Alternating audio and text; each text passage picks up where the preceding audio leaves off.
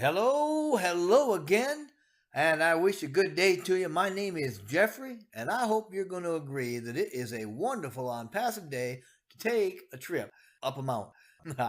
Hey, if you've been with us for years, months, or even days, it should be more than apparent that the evidences of our incredible successes are growing. I mean, just look around. They are absolutely everywhere. Look at our growth. Look at the expansion over the last year or two. There have been so many additions and developments that now we have at least 50 departments, and we've even moved into new buildings in Hyderabad. So look at the intrinsic fairness and the unbelievable generosity that is in our business. Look at the monumental value being modeled through Onpassive. But even more than that, the implementation of the strategic elements designed to drive the global success, they're not just going to disappear at launch, not on your life. Our leaders know the conditions, they know the terrain, okay? And this means they know what can be expected, and they've put strategies in place already to ensure continued growth and massive profitability long after we launch. These are the incrementally planned rollout events that we talk about, right? And they mark the phases of the on-passive sequence of the launch or the launch sequence. It's perfectly planned, so you can believe that launching of on-passive is going to be historic and not at all likely to be repeated anytime soon. And each phase, being associated here with camps on Mount Everest, is a goal. It's a top, so to speak, that we achieve on our way to the summit. And with each achievement that we make a new top or a new goal. And the summit for Onpassive, although a place at the top of Mount Everest, is more of an ideal for Onpassive that we can continually strive for and that is perpetually changing. So, for our purposes, it's appropriate for us to consider the camps on the mountain, Mount Everest, with a summit that's higher above sea level than any other mountain in the world, as an analogy for Onpassive's journey. But first off, experienced climbers don't entertain this journey lightly. They know pretty much what they can expect, too.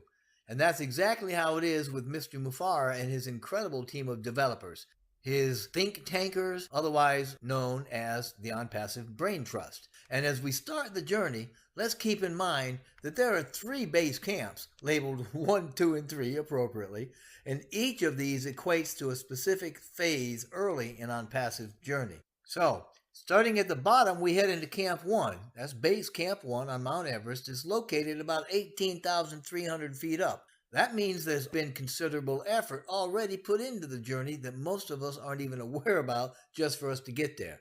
Keep in mind, the summit isn't even visible until we get to 28,870 feet. You got that, right? That means we started from a place where we couldn't even see where we were going to end up. This means about 60% of the total journey had to be completed before we even got to Base Camp 1. That's the work that went into Onpassive that Mr. Mufara referenced when he made the comparison of the bamboo root system, which takes about 5 years and nobody sees, to our pre-launch activity. So, from the base camp, the climbers will pass through what's called the Kumbai Ice Fall. And you got to get through that to get to Camp 2, which is actually about 20,000 feet up. Next, they got to go through the glacial valley known as the Western Coom, right? It's actually spelled CWM, but it's pronounced Coom. And they've got to go through that to get to Camp 3 at 21,300 feet. From there, the next challenge is climbing Lhotse Face using fixed ropes to get across a sheer wall of ice on the way to Camp 4 at 23,100 feet. Now, using more ropes, the climbers got to go across what's called the Geneva Spur to reach Camp 5 at 26,000 feet. Man alive, it's quite a journey. From there, they take a hike to Camp 6 called the Balcony at 27,200 feet. Now, the balcony provides a platform where the climbers can rest before they make that final push for the summit. I personally equate this to a point where Mr. Mufara and his team of expert developers can actually take a look at where we're going and what we're doing and develop the strategies. So from here, climbers start that final push for the goal to reach that summit, right? So continuing the journey up another 1,000 treacherous feet takes you through a series of what is called steps. And once at the top, that allows you to see the summit. At an altitude of 29,000 feet, Mount Everest is the highest mountain on the planet. And Onpassive has the potential to become the biggest business on the planet. Everest Advanced Base Camp is analogous to the Onpassive launch date. Keep in mind, Onpassive's climbers also know what to expect and are also prepared for the journey. And this means that we've anticipated events that happen early in the life of new startup businesses, and we have provisions to successfully navigate them. To that end, each subsequently higher camp and each of the series of steps near the top of Mount Everest can represent an event or a phase of growth impacting Onpassive's long-term growth. But Onpassive already has responses lined up in anticipation of such events. They've already developed approaches for the methodical post-launch deployment of layered components designed strategically and innovatively to ensure our expansion and our continued success.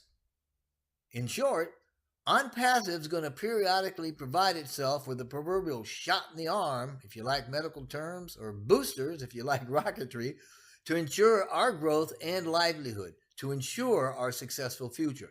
And that's why we are extremely confident, because we know this to be true. It's all been done, and it's happening right now, even as we speak. Now, after the launch, there will never, ever be another opportunity to get the founder position at any cost.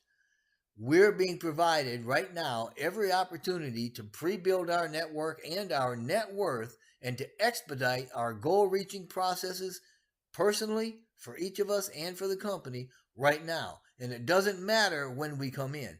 As founders, we are in the best possible position. So if you've not joined with us yet, you can be in that position too. If you've already been invited, please reply to the founder that invited you to join. If you weren't, then please click a team link below in the description box and join with us right now. I really hope that you take some decisive control of your future by doing that. But whatever you decide, we wish blessing upon blessing for you and your entire family.